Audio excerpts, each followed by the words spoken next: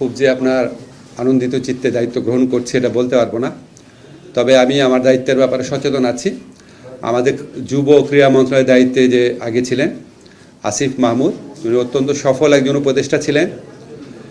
বিশেষ করে ক্রীড়াক্ষেত্রে উনি অনেক কাজ করেছেন, যুবক্ষেত্রেও কাজ করেছেন। ক্রীড়াক্ষেত্রে আমাদের এমন অনেক বিরল সাফল্য নিয়ে এসেছেন যেটা আগে কেউ পারে নাই। তারুণ্যের উৎসব নামে একটা খুবই ভালো একটা প্রোগ্রাম করেছেন। তা আসিফের কাজের যে ধারাবাহিকতা সেটা তো আমি বজায় রাখবই, প্লাস নতুন কি করা যায় সেটা দেখব। 2 মাস খুব অল্প সময়, তবু আমি ঠিক করেছি 2টা আমার লক্ষ্য থাকবে। একটা হচ্ছে যদি কোনো রকম দুর্নীতি বা অনিয়ম বিরোধী কোনো পদক্ষেপ নেওয়ার স্কোপ থাকে তাহলে সেটা নিব।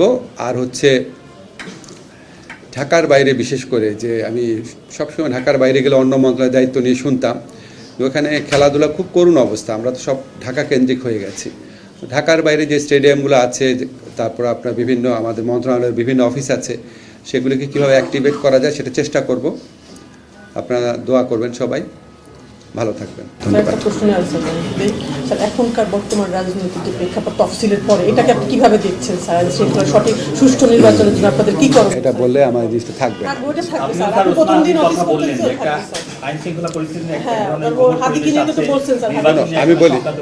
আমি এটা নিয়ে এখন কথা বলতে চাচ্ছি না, কালকে ল মিনিস্ট্রিতে কথা বলবো, কারণ এটা হয় কি আমার এই ফোকাসটা হারায় যাবে। কালকে ল মিনিস্ট্রি কথা বলবো, কথা দিলাম, ঠিক আছে? Well done, side by side, free.